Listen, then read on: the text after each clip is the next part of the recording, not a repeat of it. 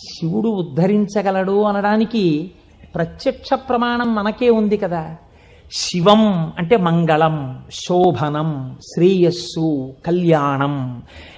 ఏ శుభము నీకు కావాలన్నా శివానుగ్రహముగానే వస్తుంది. శివానుగ్రహము కలిగితే నీ ఇంట సర్వమంగళములు జరుగుతాయి.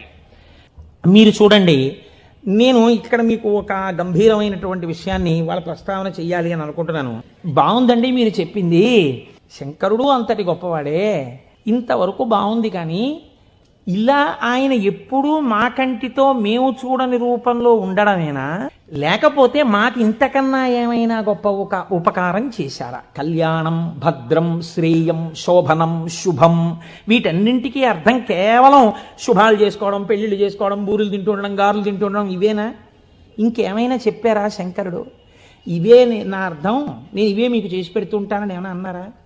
దీన్ని మీరు చాలా జాగ్రత్తగా గంభీరంగా పట్టుకోవాలి. మీరు ఇది పట్టుకునే ప్రయత్నం చేస్తే శివపురాణం విషయంలో మీకు ఒక గొప్ప అవగాహన ఏర్పడిపోతుంది.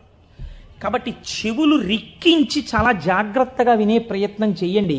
కదిలినటువంటి శివుని యొక్క స్వరూపాన్నే నటరాజమూర్తి అని పిలుస్తాం. తనలో తాను రమించిపోతున్నటువంటి శివుడు అలలు లేని సరస్సు. కాబట్టి తనలో తాను రమిస్తుంటాడు, కదలిక ఉండదు. ఇప్పుడు అదే శివుడు సృష్టికర్త, స్థితికర్త, ప్రళయకర్తగా ఉన్నాడు అనుకోండి, కదులుతూ ఉంటాడు. ఈ కదిలినప్పుడు నటరాజు నాట్యం చేస్తుంటాడు. నటరాజు సృష్టి స్థితి ప్రళయకర్త అయి నటిస్తున్నప్పుడు పక్కన దగ్గరగా ఎవరైనా నిలబడతారా? నిలబడి అలా చూస్తూ సంతోషపడిపోయే వాళ్ళు ఎవరైనా ఉన్నారా నటరాజుని? శ్రీ మహావిష్ణువు అంతటి వారు అసుర సంధ్య వేళలో మధ్యలో వాయిస్తూ ఉంటారు. శంకరుడు నాట్యం చేస్తుంటే ఇద్దరే చూస్తారు. అలాగా మిగిలిన వాళ్ళందరూ నటరాజ తాండవమునందు సహాయం చేస్తుంటారు. ఆ ఇద్దరెవరో తెలుసా? ఒకరు వ్యాఘ్రపాదుడు, ఒకరు పతంజలి. వీళ్ళిద్దరే చూస్తూ ఉంటారు. వ్యాకరణ మహాభాష్యం చెప్పేటప్పుడు 1000 మంది 1000 రకాలైన ప్రశ్నలు వేస్తారు. 1000 మందికి ఒకేసారి జవాబు చెప్పాలి. కాబట్టి ఇప్పుడు తాను ఎలా చెప్పాలి? తాను ఆదిశేషుడు కనుక శేషాంశతో చెప్పాలి, 1000 నాలుకలతో చెప్తాను. కానీ 1000 నాలుకలతో చెప్పినప్పుడు ఒక ప్రమాదం ఉంది. శేషాంశతో ఉంటాను, దానిలో విషపు గాలి కూడా వస్తుంది. ఎదురుగుండా కూర్చున్నవాడు బూడిదైపోతాడు. కాబట్టి తెర అడ్డం కడతాను. ఇది చిదంబరంలో జరిగిందండి యథార్థంగా. నేను ఒక తెర అడ్డం కట్టి లోపల నేను కూర్చుంటాను, మీరు బయట కూర్చోండి. మీరు ప్రశ్నలు అడుగుతూ ఉండండి, నేను చెప్పేస్తుంటాను 1000 నాలుకలతో.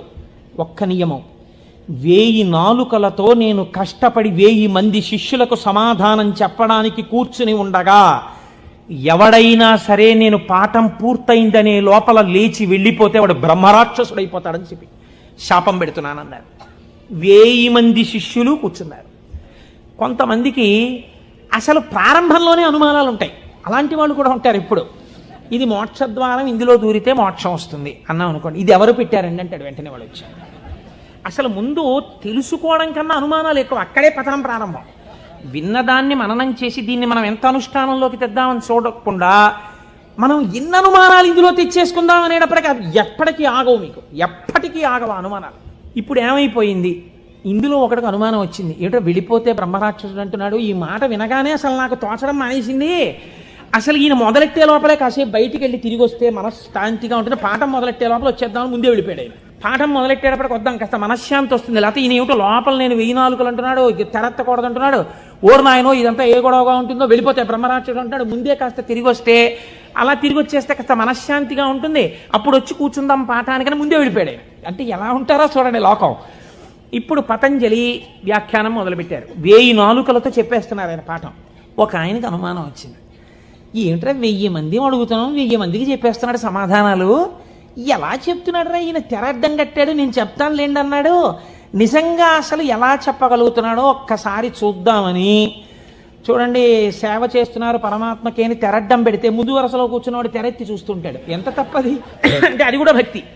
కాబట్టి అలా ఆ పతంజలి అటు కూర్చుని ఉండగా ఒక శిష్యుడు ఏం చేశాడంటే మెల్లిగా తెరెత్తాడు. తెరెత్తి చూశాడు. చూసేటప్పటికి విషపు గాలి వాడు ఒక్కడి మీదకే పెడుతుందా? ఈ 999 మంది బూడిదైపోయారు. అట్నుంచి ప్రశ్న ఆగిపోయింది. ఆగిపోగానే పతంజలికి అనుమానం వచ్చింది, ఏదో జరిగిందని. ఆయన పాఠం ఆపి లేపి తెర తీసి చూశారు. బూడిద రాసులు ఉన్నాయి. అరేరే, చచ్చిపోయారా 1000 మంది అనుకున్నారు. ఇంతలో పాఠం వినడానికి కొంచెం మనశ్శాంతితో వద్దామన్నవాడు వచ్చాడు. నువ్వు ఎక్కడికి వెళ్ళావురా అని అడిగాడు ఆయన. అది నేను చెప్తాను కానీ వీళ్ళు ఏంటంటే 999 బూడిద కుప్పలు ఏమిటండి అన్నాడు. వాడు బుర్ర మరీ పాడైపోయాడు. ఆయన అన్నారు, కంగారు పడకు, నేను ముందే చెప్పాను కదా తెరెత్తద్దని. ఎవడో ఎత్తాడు, బూడిదైపోయారు. నువ్వు మాత్రం ఒక్క శిష్యుడు మిగిలావురా, మీకు 1000 మందికి పాఠం చెప్తానన్నాను, కనీసం ఒక్కడే మిగిలావు, నీకు చెప్తాను పాఠం అన్నారు. వాడు అడిగిపోయాడు, అయ్యి బాబోయ్ పాఠమే అని. ఇప్పుడు పతంజలి అన్నారు, నీకేం చెప్పను, కంగారు పడకు, నీకు నేను అనుగ్రహించేస్తున్నాను, నీకు వ్యాకరణం అంతా భాషించేసింది, నీకు వచ్చేసింది.